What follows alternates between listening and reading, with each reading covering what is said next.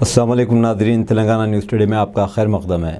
میں محمد اظہار الحق، پیش خدمت ہیڈ لائنز۔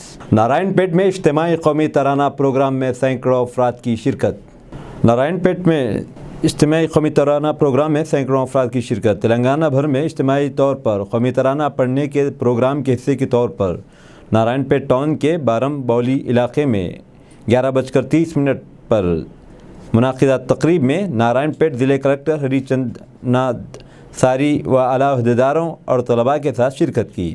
اس پروگرام میں سیاسی و سماجی قائدین نے بھی حصہ لیا اور اسے کامیاب بنایا، اور ساتھ ہی نارائن پیٹ کا مرکزی مقام نرسی ریڈی چوراہا پر بھی تمام اسکولی طلباء نے قومی ترانہ پڑھا۔ آزادی کے 75 برس کی تکمیل کے موقع پر تلنگانہ حکومت نے عوام سے اپیل کی تھی کہ ریاست بھر میں اجتماعی قومی ترانہ پڑھا جائے۔ اس اپیل پر رد عمل ظاہر کرتے ہوئے عوام کی بڑی تعداد نے اس پروگرام میں ریاست بھر کے اہم مقامات پر حصہ لیا۔ تمام دفاتر، تعلیمی اداروں، عوامی پرائیویٹ اداروں، شاپنگ مالز، سینما تھیٹرز میں کام اس موقع پر روک دیا گیا تھا، اور یہاں تک کہ ٹریفک بھی روک دی گئی تھی۔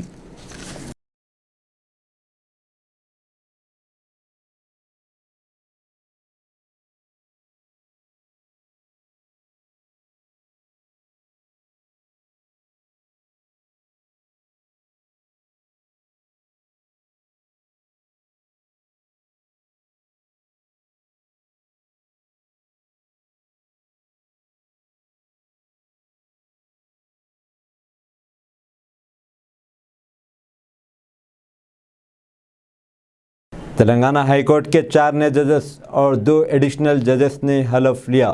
تلنگانہ ہائی کورٹ کے نئے ججز نے حلف لیا۔ چیف جسٹس اجل بھویان نے منگل کی صبح ہائی کورٹ کے پہلے کورٹ ہال میں انہیں حلف دلایا۔ اے وینکٹ وینوگوپال، بی ناگیش، پی کارتک کے ساتھ سارتھ نے بطور جج، جے سرینواس راؤ اور این راجیشور راؤ نے بطور ایڈیشنل جج حلف لیا اور ذمہ داری سنبھالی۔ ہائی کورٹ میں اب تک ججز کی تعداد 28 ججز تھے۔ نئے ججز کے ساتھ یہ تعداد بڑھ کر 34 ہو گئی ہے۔ جب تلنگانہ ہائی کورٹ کا قیام عمل میں آیا تو ججوں کی تعداد 24 تھی، جبکہ 6 نئے ججوں نے آج حلف اٹھا لیا۔ آج مزید ججوں کے عہدے خالی ہیں۔ حلف برداری کی تقریب 10:45 پر منعقد کی گئی۔ نئے حلف لینے والے ججز کو ان کے ساتھی ججز نے مبارکباد پیش کرتے ہوئے نیک تمناؤں کا اظہار کیا۔ Having been appointed as judge of the High Court for the state of Telangana, having been appointed a judge of the High Court for the state of Telangana, that I will duly and faithfully and to the best of my ability, and that I will uphold the Constitution and the laws. and that I will uphold the Constitution and the laws. Having been appointed as judge of the High Court for the state of Telangana, having been appointed a judge of the High Court for the state of Telangana, that I will duly and faithfully, unto the best of my ability, knowledge and judgment, perform the duties of my office without fear or favor, affection or ill will, perform the duties of my office without fear or favor, affection or ill will, and that I will uphold the Constitution and the laws. having been appointed as judge of the High Court for the state of Telangana, having been appointed a judge of the High Court for the state of Telangana, that I will duly and faithfully and to the best of my knowledge, my ability, knowledge and judgment, perform the duties of my office without fear or favor, affection or ill will, and that I will uphold the Constitution and the laws. I, Kala Sharath, having been appointed judge of the High Court for the state. Hyderabad میں یوم آزادی کے موقع پر تقریر کے دوران ایک شخص کی موت۔ یوم آزادی کے موقع پر منعقدہ تقریب سے خطاب کے دوران ایک شخص کی موت ہو گئی۔ شہر کے علاقے کاپرائے کے لکشمی ولاز میں پیر کو یوم آزادی کی تقریب کے موقع پر تقریر کے دوران سریش نامی ایک 56 سالہ شخص غش کھا کر گر گیا اور اس کی موت ہو گئی۔ سریش مائک کے ذریعے یوم آزادی تقریب میں شریک افراد سے خطاب کر رہے تھے کہ اچانک ان کے قلب پر حملہ ہوا اور وہ گر پڑے، جس کے نتیجے میں ان کی موت ہو گئی۔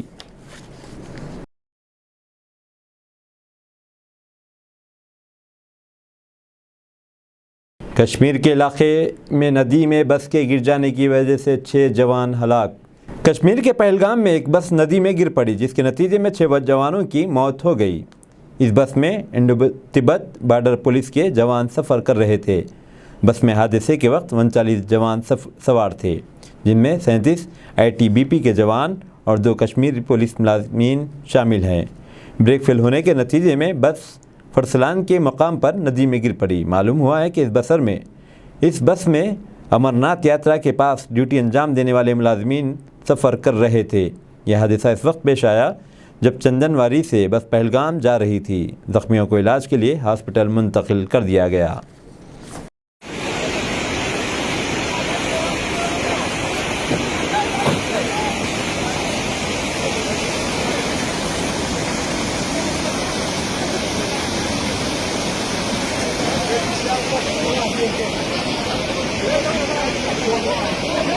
تلنگانہ کے جنگاؤں ضلع میں بی جے پی اور ٹی آر ایس کارکنوں کے درمیان تصادم، کئی زخمی۔ تلنگانہ کے جنگاؤں میں بی جے پی کے ریاستی صدر بنڈی سنجے کی پدیاترا کے دوران بی جے پی اور ٹی آر ایس کارکنوں میں تصادم ہو گیا۔ بی جے پی کے ریاستی صدر بنڈی سنجے کے ویروپلی گاؤں میں یاترا کے دوران ٹی آر ایس کے کارکن وہاں پہنچے اور ان کی تقریر پر اعتراض کرتے ہوئے نعرے لگائے۔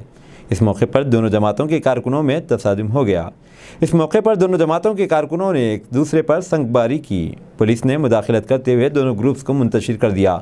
اس تصادم میں ٹی آر ایس کے 6 اور بی جے پی کے 4 کارکن زخمی ہو گئے، جن کو مختلف دواخانوں میں شریک کیا گیا۔ اس دوران دیاکر راؤ نے ٹی آر ایس کارکنوں کی عیادت کی۔ اس بات کی شکایت بنڈی سنجے نے ڈی جی پی سے فون پر بات چیت کرتے برہمی کا اظہار کیا۔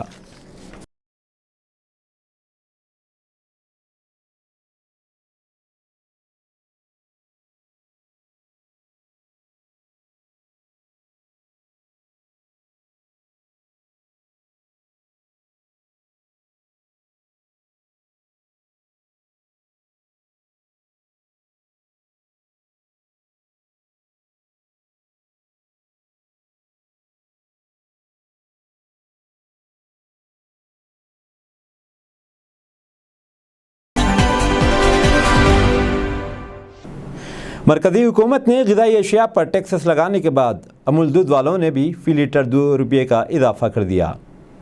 امول ڈیری نے دودھ کی قیمتوں میں فی لیٹر 2 روپے کا اضافہ کر دیا ہے۔ نئے قیمتوں کا اطلاق 4 شعبے سے ہوگا۔ امول نے اپنے ایک بیان میں کہا کہ اس نے پیداواری لاگت میں اضافے کی وجہ سے دودھ کی قیمتوں میں اضافہ کیا ہے۔ احمد آباد اور سوراشٹرا کے بازاروں میں آدھا لیٹر امول گولڈ 31 روپے میں فروخت ہو رہا ہے۔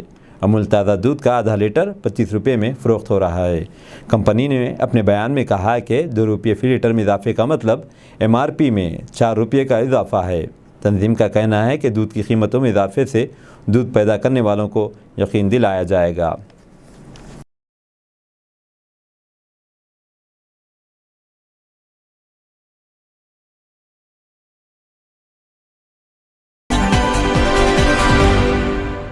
یوم آزادی کی تقریبات کے موقع پر راجستھان کے بارمار ضلع کے ایک سرکاری اسکول میں ڈرگ پارٹی دی گئی۔ راجستھان کے بارمار ضلع کے ایک سرکاری اسکول میں یوم آزادی تقریبات کی خوشی میں اسکول میں افیون اور دیگر منشیات کی تقسیم عمل میں آئی۔ ایجوکیشن آفیسر اوم پرکاش وشنوئی نے انکشاف کیا کہ افیون اور دیگر منشیات جیسی ممنوع ادویات گڈھا ملانی علاقے کے ایک سرکاری اسکول میں استعمال کی گئیں۔ اس واقعے کی ویڈیوز سوشل میڈیا پر وائرل ہو چکی ہے۔ تعلیمی عہدیداروں نے بتایا کہ جشن آزادی کے بعد 10 سے زیادہ لوگ اسکول پہنچے اور اس طرح کے غیر سماجی سرگرمیوں میں حصہ لیا۔ وائرل ہونے والی ویڈیوز میں بآسانی دیکھا جا سکتا ہے کہ ملزمان منشیات لے رہے ہیں۔ وشنوئی نے کہا کہ طلباء اور اساتذہ سے معلومات حاصل کرنے کے بعد ملزمان کے ٹھکانے کا پتہ لگائیں گے۔ وشنو نے انکشاف کیا کہ مقدمہ درج کر لیا گیا ہے اور مزید تحقیقات تیز کر دی گئیں۔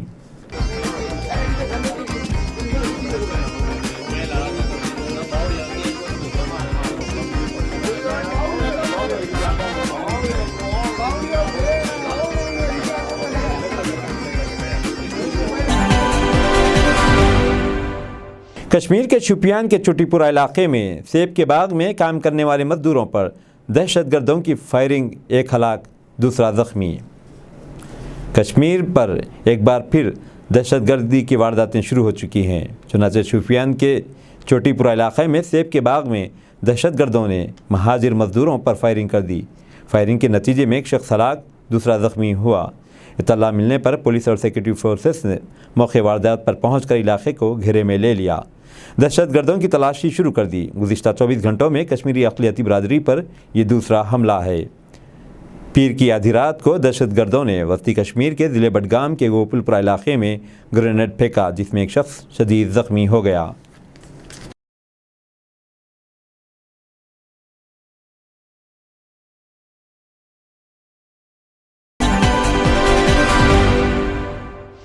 غریبوں کو گھر بنا کر دینے کا وعدہ کرنے والی حکومت میں ہوم لون پر سود کو بڑھا دیا، اب تعمیراتی خرچ میں اضافہ کر دیا گیا ہے۔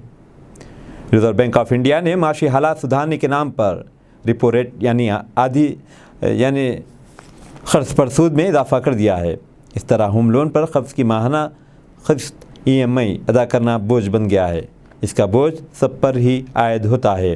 قرض لینے والے کے کریڈٹ اسکور کے ساتھ ساتھ اس شخص کی طرف سے لیا گیا قرض اور قرض کی مدت سے قطع نظر EMI بوجھ بن جاتی ہے۔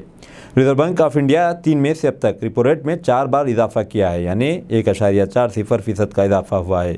نتیجے میں بینک اور فائنانس کمپنیاں ہوم لون پر سودی شرح میں 2% تک بڑھا دیا ہے۔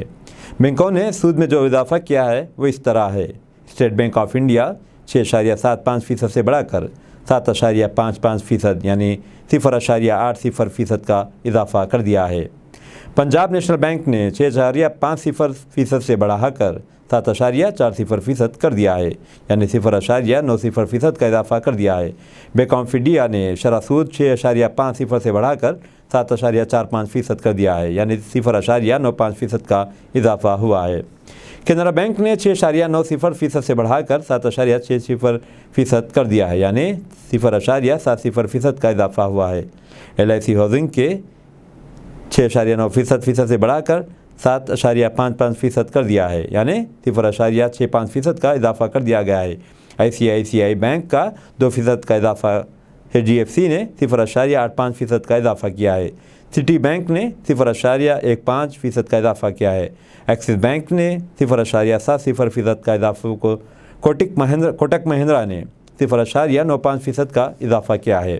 یہ ہے ہمارے حکمرانوں کی ترقیاتی کام اور عوام کی فلاح بہبود کی سرگرمیاں۔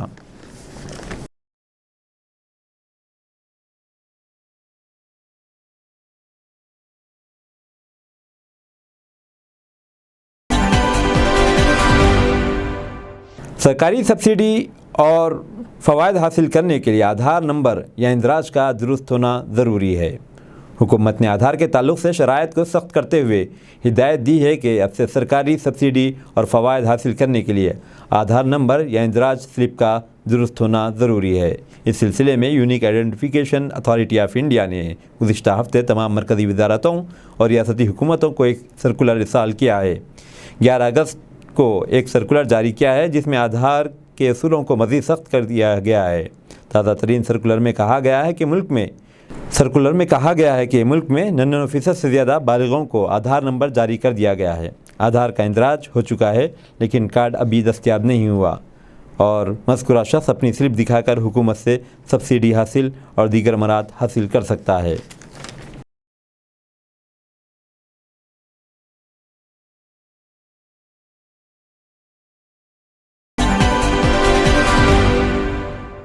ہیومن رائٹس واچ نے اسرائیل سے مطالبہ کیا کہ وہ 37 سالہ فرانسیسی فلسطینی انسانی حقوق کے وکیل کو فوری رہا کرے۔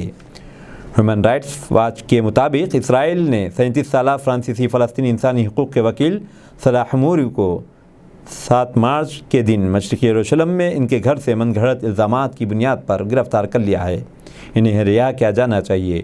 معاملہ جب فلسطینیوں کا ہو تو تمام انسانی حقوق کی چیمپئن ممالک بالکل خاموش ہو جاتے ہیں، جیسے کہ گونگے اور اندھے بہرے ہیں۔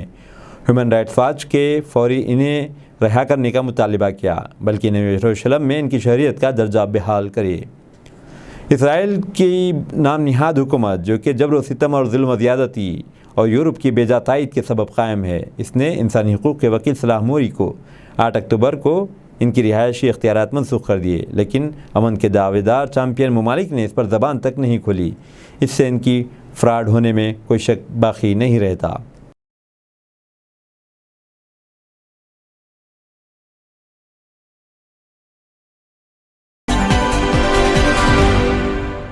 خانہ کعبہ کے غسل دینے کی روح پرور تقریب منعقد کی گئی۔ اس میں سعودی ولی عہد محمد بن سلمان نے بھی شرکت کی۔ حرمین شریفین کے امور سے متعلق ویب سائٹ کے مطابق روح پرور تقریب میں خانہ کعبہ کو غسل دیا گیا۔ غسل کعبہ کی تقریب میں سعودی ولی عہد محمد بن سلمان نے خادم حرمین شریفین سعد سلمان کو نمائندگی کرتے ہوئے دیگر معززین کے ہمراہ حصہ لیا اور خانہ کعبہ کو غسل دینے کی سعادت حاصل کی۔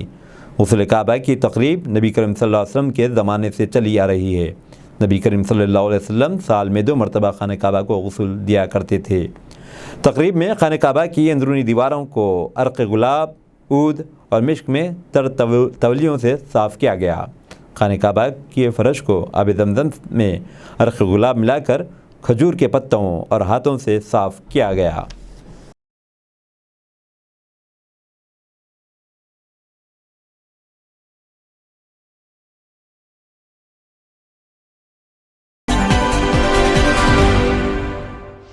برازیلی سائنسدان نے خاص درجہ حرارت اور دباؤ کے ذریعے میتھین گیس کو مائع میتھانول میں بدلنے میں اہم کامیابی حاصل کی ہے۔ ہمارے مرکزی وزیر ٹرانسپورٹ گڈکری صاحب ہمیشہ یہ کہتے نظر آتے ہیں کہ میتھانول ایجاد کرتے ہوئے پیٹرول کی متبادل تلاش کر لیا جا سکتا ہے، جس کی لاگت پیٹرول کی آدھی یعنی 55 روپے لیٹر ہوتی ہے۔ اب برازیلی سائنسدان نے خاص درجہ حرارت اور دباؤ کے ذریعے میتھین گیس کو میتھانول میں تبدیل کر دیا ہے۔ اس طرح سے ان سائنسدانوں نے اپنے ملک کے لیے کم خرچ والا یا پھر نصف خرچ والا پیٹرول میتھانول تیار کرتے ہوئے ملک اور قوم کی بڑی خدمت کی ہے۔ کاربن ڈائی آکسائڈ اور کاربن مونی آکسائڈ کی طرح میتھین گیس بھی گرین ہاؤس گیسوں سے شمار ہوتی ہے۔ سائنسدانوں نے روشنی اور دھاتوں مثلاً تانبا سے میتھین کو میتھانول میں تبدیل کر دیا ہے، جسے سائنسی زبان میں فوٹو آکسیڈیشن کا عمل کہا جاتا ہے۔ اگرچہ ماضی میں ایسی کوششیں ہوئی تھی، لیکن اس بار سائنسدانوں نے خاص درجہ حرارت اور دباؤ پر میتھین سے میتھانول کی بہترین شرح حاصل کی ہے۔ سعودی وزارت حج عمرہ نے ریاض الجنہ میں ٹھہرنے کا وقت 10 منٹ مقرر کر دیا گیا ہے۔ ریاض الجنہ کی زیارت کے خواہش مند افراد توکلنا اور اعتمرنا اپلیکیشن کے ذریعے پرمٹ حاصل کرنے کے پابند ہیں۔ واضح رہے کہ حج سیزن میں زائرین کو کسی بھی مشکل سے بچانے کے لیے روضہ رسول صلی اللہ علیہ وسلم پر ٹھہرنے کا دورانیہ 7 منٹ مقرر کیا گیا تھا۔ وزارت حج کے ترجمان ہشام سعید نے تصدیق کی تھی کہ حالیہ سیزن میں ریاض الجنہ کے لیے 10 ملین پرمٹ جاری کیے گئے۔ روس کے صدر ولادیمیر پوٹن نے کہا کہ ہم جدید ترین ہتھیار اپنے اتحادی ممالک کو فروخت کرنے اور فوجی ٹیکنالوجی کی تیاری میں تعاون کرنے کے لیے تیار ہیں۔ روسی صدر ولادیمیر پوٹن نے کہا کہ روس کے جدید ہتھیار دیگر ممالک کے مقابلے میں زیادہ بہتر اور کم قیمت ہیں۔ انہوں نے کہا کہ روس کی لاطینی امریکی ایشیا اور افریقہ سے تعلقات مضبوط ہیں اور ہم اپنے شراکت داروں کی اور اتحادیوں کو جدید ترین ہتھیاروں کی پیشکش کرنے کے لیے تیار ہیں۔ روسی صدر نے کہا کہ ہم جدید ترین ہتھیاروں اور روبوٹک کی بات کر رہے ہیں، جن میں سے بیشتر دیگر ممالک کی ٹیکنالوجی سے کئی برس آگے ہیں۔ یہ خطاب یوکرین جنگ کے بعد مختلف اتحادیوں جیسے چین، ایران اور دیگر سے تعاون بڑھانے کی مہم کا حصہ ہے تاکہ امریکی بالادستی کو ختم کیا جا سکے۔